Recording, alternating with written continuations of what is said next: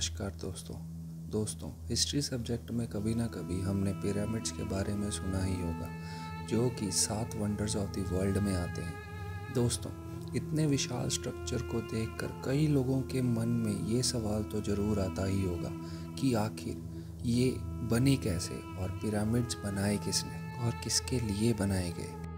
दोस्तों, पिरामिड्स कैसे बने ये जानने से पहले हमें पिरामिड्स के कुछ फैक्ट्स देख लेने चाहिए।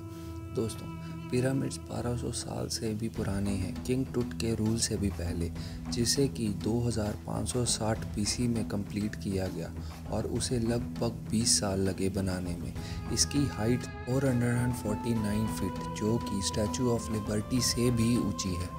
इसको किंग खुफू ने बनवाया था, जो कि अलाइन करता है ओरियन कॉन्स्टेलेशन से। दोस्तों, क्या आप सोच सकते हैं इसका निर्माण तब किया गया था जब कंपास का आविष्कार भी नहीं हुआ था। Isn't it amazing? दोस्तों, इसे लाइमस्टोन और ग्रेनाइट के पत्थरों से बनवाया गया था, जिसका एक पत्थर का वजन 2 टन के करीब बताया जाता है। सोचिए इसे नीचे से लेकर ऊपर तक कैसे लाया गया होगा। चलिए दोस्तों, शुरू करते हैं। दोस्तों, किसी भी बड़ी चीज़ का बेस मजबूत रखना बहुत ज़रूरी होता है, लेकिन गीज़ा प्लेटू तो समतल ज़मीन यानी कि फ्लैट ज़मीन नहीं थी, तो इजिप्शियंस ने पहले बेस को लेवल किया इस औजार से। लेवलिंग के बाद स्टेज 2 आता है अलाइनमेंट, जो कि बहुत मुश्किल था उस ज़माने में। दोस्तों, कई रिसर्चर्स का ये कहना है कि इजिप्शियंस एस्ट्रोनॉमी अच्छे से जानते थे, तो पिरामिड्स की अलाइनमेंट के लिए उन्होंने नॉर्थ पोल स्टार की हेल्प ली होगी। इजिप्शियंस को मेन कंस्ट्रक्शन के लिए चाहिए थे टूल्स जैसे कि आयरन और वुड, लेकिन प्रॉब्लम ये थी कि आयरन मिलना वहाँ बहुत मुश्किल था, तो उन्होंने कॉपर का इस्तेमाल किया, वो भी 200 किलोमीटर दूर सिराई नाम की जगह से लेकर। दोस्तों, अब सवाल ये है कि उन्होंने इतने भारी पत्थर एक के ऊपर एक कैसे प्लेस किए होंगे।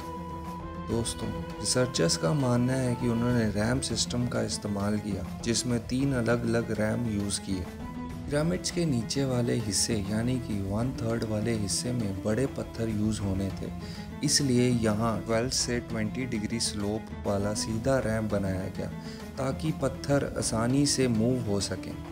लेकिन ये पूरे पिरामिड को बनाने में इस्तेमाल नहीं हो सकता था, क्योंकि जैसे जैसे पत्थरों को प्लेस करते वैसे वैसे रैंप की स्लोप और स्टीप हो जाती, जिसके लिए उन्होंने स्पाइरल रैंप का इस्तेमाल किया और थोड़े स्पाइरल रैंप अंदर भी इस्तेमाल किए गए 1-2 टन पत्थरों को ऊपर प्लेस करने के लिए। दोस्तों, रिसर्चर्स कहते हैं कि ये रैंप्स को जानबूझकर छोटे पत्थरों से बनाया गया ताकि जब काम ख़त्म हो तो इन्हें हटा दिया जाए। दोस्तों, इसी तरह वो निर्माण करते गए और ग्रेट पिरामिड ऑफ गीज़ा बनता गया।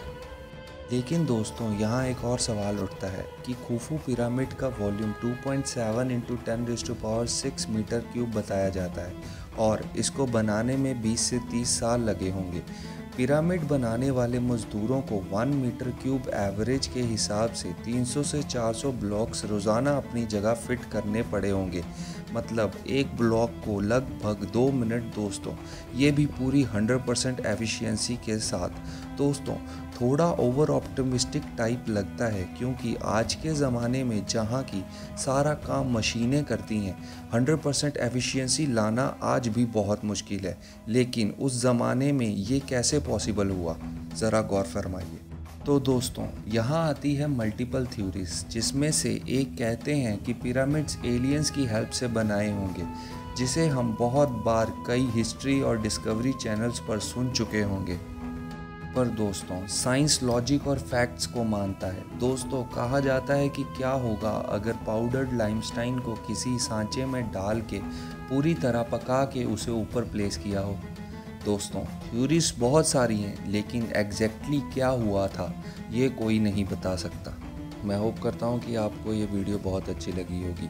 हमें कमेंट करके ज़रूर बताना कि आपको ये कैसी लगी और सब्सक्राइब करके हमें ज़रूर सपोर्ट कीजिए। धन्यवाद।